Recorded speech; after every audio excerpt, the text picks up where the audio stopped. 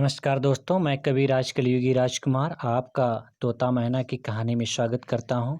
पहली दास्तान में मेहतर की लड़की और अहमद अली की कहानी थी, जिसे मैना ने तोता को सुनाई थी और बताई थी कि पुरुष जाति कितना बेपीर और बेवफा होता है।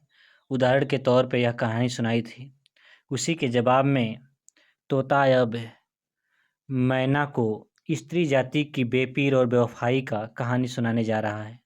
तोता बोला, अय मैना, रतनपुर नाम का एक शहर था। उसमें चंद्रगुप्त नाम का एक राजा राज करता था। उसके बेटे बड़े प्रतापी और तेजवान थे। उन सब बेटों में बड़ा बेटा मदन सेन अति रूपवान और बड़ा पराक्रमी था। उस मदन सेन की पत्नी का नाम चंद्रप्रभा था। वह अति सुंदर थी। वह अपनी सुंदरता के सामने और किसी को बराबर नहीं समझती थी।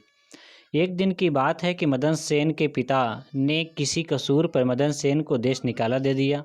तब मदन सेन अति उदास हुआ और महल में आकर चित्रसारी में जाकर चुपचाप बैठ गया। मदन सेन का यह हाल देखकर चंद्रप्रभा हाथ जोड़कर कहने लगी, हे प्राण प्यारे, आपका क्या हाल है? आपका कमल सा मुख किस कारण कुम्हला गया है? सत्य कहिए कि आप इतने मलिन क्यों हैं? यह सुनकर मदन सेन बोला कि हे प्राण प्यारी, तुमसे मैं क्या कहूँ। कुछ दिन की बात नहीं है, आज मेरे पिता ने मुझे 2 वर्ष के वास्ते देश निकाला दे दिया है, इसलिए मैं तुमसे विदा मांगने आया हूँ। तब चंद्रप्रभा कहने लगी, हे प्राण प्यारे, आप इस दासी को छोड़कर परदेश को जाने को तैयारी कर रहे हैं तो मेरे प्राण आपके दर्शन के बिना कैसे बचेंगे, इसलिए मैं आपके साथ चलूँगी। चंद्रप्रभा की यह बात सुनकर मदन सेन कहने लगा, हे प्राण प्यारी, तुम्हारा चलना मेरे साथ कैसे हो सकता है, क्योंकि परदेश में अनेक तरह के दुख उठाने पड़ते हैं और तुम गुब्बारों पर बैठने वाली, महलों में रहने वाली, उन दुखों को कैसे सह पाओगी। यह सुनकर रानी चंद्रप्रभा बोली कि हे प्राण प्यारे, हमें तो परदेश में आपके साथ चलने में सुख दिख रहा है, क्योंकि इस महल में आपके बिना दुख का पहाड़ सा दिखेगा। इससे मैं तो आपके साथ चलूँगी तो अच्छा रहेगा। यह बात रानी की सुनकर मदन सेन ने अपने मन में जाना कि ये तो बिना मेरे साथ चले न मानेगी, सो मुझको यह बात नहीं करनी चाहिए कि मैं अपनी प्यारी को यहीं पर छोड़ जाऊं। इससे बेहतर तो इसे भी साथ ले चलूं। यह विचार कर मदन सेन ने रानी से कहा कि अच्छा, तुम उदास न हो, हमारे साथ चलो। यह सुनकर रानी चंद्रप्रभा मदन सेन दोनों शहर छोड़कर जंगल की तरफ चले। जब चलते चलते थक गए तो एक अच्छा स्थान देखकर बड़े पेड़ के साथ सघन छाया में बैठ गए। वह रास्ते के थके हारे थे ही ठंडी हवा लगने से निद्रा में अचेत होकर वहीं पर सो गए। इतने में अचानक ही कहीं से एक सांप ने आकर चंद्रप्रभा के पैर में काट खाया। उसके काटते ही रानी व्याकुल हो तड़पने लगी। इतने मदन सेन की आँख खुली। तब वह रानी को व्याकुल देख और सर्प को भागता देख अत्यंत ही दुखी हुआ। रानी ने जहर से व्याकुल हो तड़फड़ाकर प्राण त्याग दिए। यह हाल रानी का देख मदन सेन बहुत घबराया और जोर से रोने लगा। उसके रोने की आवाज़ सुनकर जंगल के जीव जंतु थर्राने लगे। उस समय मदन सेन बोला कि मैं अपने प्राण प्यारी के बिना जीकर भी क्या करूँगा। मुझे उचित है कि मैं इसके संग ही इसी जंगल में प्राण त्याग दूँ। यह मन में विचार कर रानी की लाश के पास से उठकर जंगल की लकड़ी बीनने लगा। यह कहता था कि चिता में मैं भी अब साथ जलूँगा। दैवयोग से जंगल में उस समय महादेव की और पार्वती घूम रहे थे। तब पार्वती जी ने मदन सेन की रोने की आवाज़ सुनी तो उसके मन में दया आई, तो हाथ जोड़कर महादेव से बोली कि हे नाथ, देखो इस वन में के बीच में दुखिया रो रहा है कोई, जिसके रुदन को सुनकर मेरे रोंगटे थर्राने लगे हैं। मेरे ऊपर कृपा करके आप उसका दुख दूर कीजिए। ये वचन पार्वती जी के सुनकर महादेव जी बोले, हे प्राण प्यारी, इसी से मैं तुमको साथ नहीं लाता हूँ, क्योंकि संसार में अनेक तरह के दुखी मनुष्य हैं। हम किस किस के दुख को हरेंगे। तब पार्वती ने कहा, हे स्वामी, इसका दुख तो आप दूर करना ही पड़ेगा आपको। यह वचन पार्वती के सुनकर महादेव जी पार्वती जी के साथ लेकर वहां आए और मदन सेन जहां रो रहा था, महादेव ने उससे पूछा, तुझे क्या दुख है? तो वह कहने लगा, महाराज आप मेरे दुख को क्या पूछते हैं? मुझे कहने की भी सामर्थ्य नहीं है, न मेरे वास्ते धरती फटती है कि जिसमें मैं समा जाऊं। यह बात सुनकर महादेव को दया आ गई। उससे कहा कि तू अपना सब हाल हमसे कह। मदन सेन कहने लगा कि मैं महाराज रतनपुर के राजा चंद्रगुप्त का बेटा हूँ। मुझको पिता ने देश निकाला दे दिया है, तो मैं और मेरी यह रानी वहाँ से निकलकर यहाँ जंगल में आए हैं। यहाँ आकर मेरी रानी को सर्प काट लिया, जिससे वह मृत्यु शैया पे सोई है। हे प्रभु, इसका वियोग मुझसे सहा नहीं जाता। ये वचन मदन सेन के सुनकर महादेव जी बोले, अरे राजकुमार, तू बड़ा मूर्ख है। अपने मन में से समझ तो सही कि संसार में यहाँ आवागमन लगा रहता है। एक न एक दिन यह देह छोड़कर जानी पड़ती है। तू जानता है कि न तो कोई किसी के साथ आया है, न किसी के साथ जाएगा। तू बुद्धिमान होकर भी ऐसी बातें करता है। तू जीता रहेगा तो ऐसी बहुत सी रानी तुझको मिलेंगी। इसलिए मेरा कहना मान और दुख को त्याग कर। यह वचन महादेव की सुनकर मदन सेन ने कहा, हे महाराज, आपने जो वचन कहे हैं सब सत्य है, परंतु ऐसी रानी तो मुझको किसी जन्म में नहीं मिलेगी, न ही इसका वियोग मुझसे सहा जाएगा, इसलिए मैं इसके साथ ही मरूंगा। यह बात मदन सेन की सुनकर महादेव जी ने जाना कि राजकुमार रानी के बिना नहीं जिएगा। यह जानकर मदन सेन से महादेव जी ने कहा, राजकुमार, तेरी रानी के जीने का एक तजवीज़ है। इस रानी की उम्र 20 वर्ष की थी, सो इसने भोग ली है, और तेरी उम्र 70 वर्ष की है।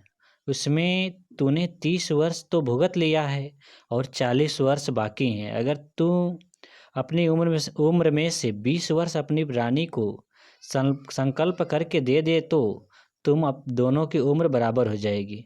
यदि तुमको यह बात मंजूर हो तो तुम्हारी स्त्री जी उठेगी। यह बात महादेव जी की सुनकर मदन सेन ने कहा, महाराज, यह बात मुझे मंजूर है।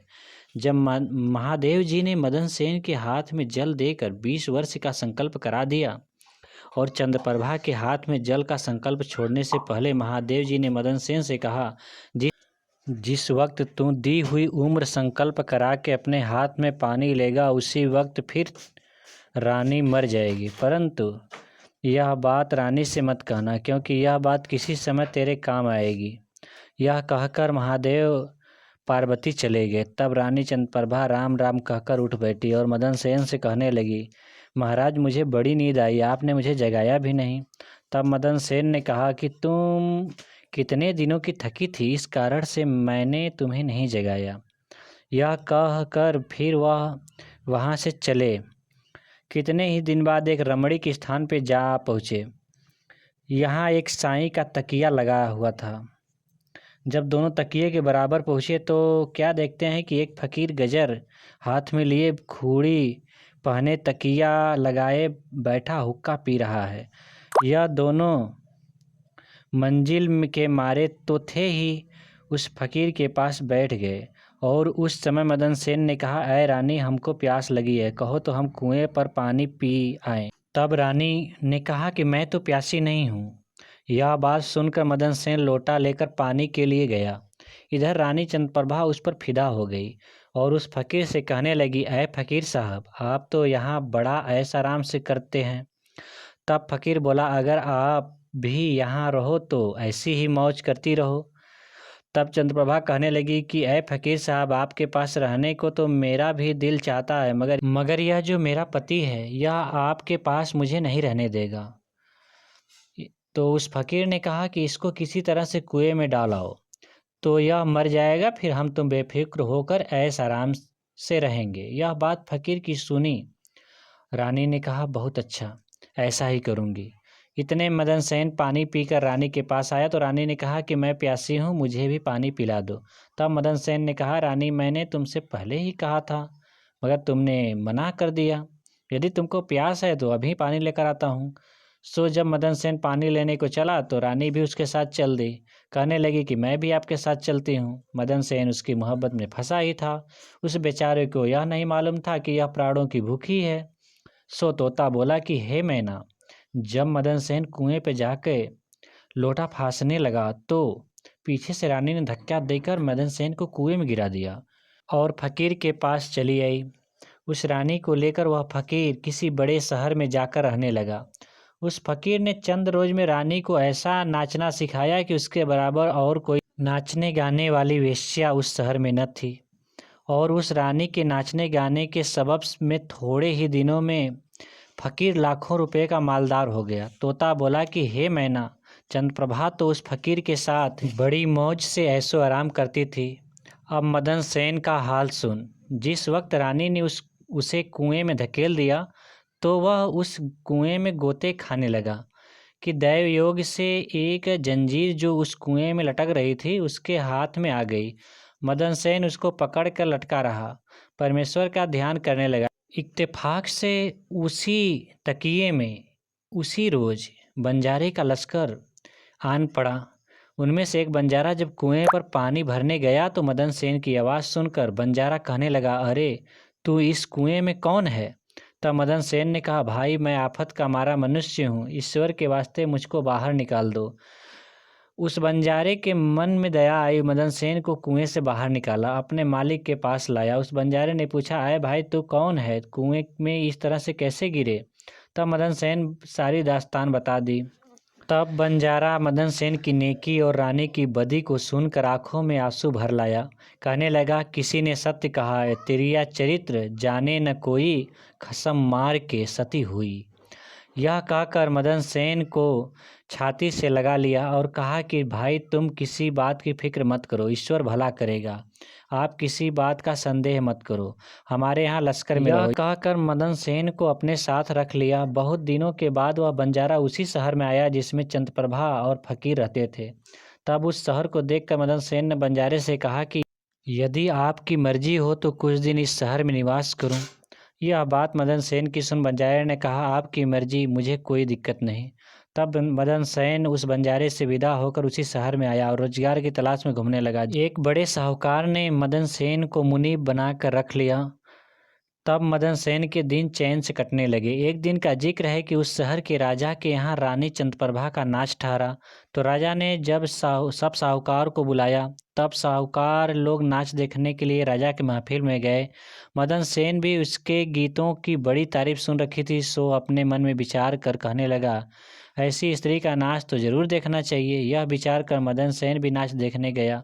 अपने मालिक के पास बैठ गया।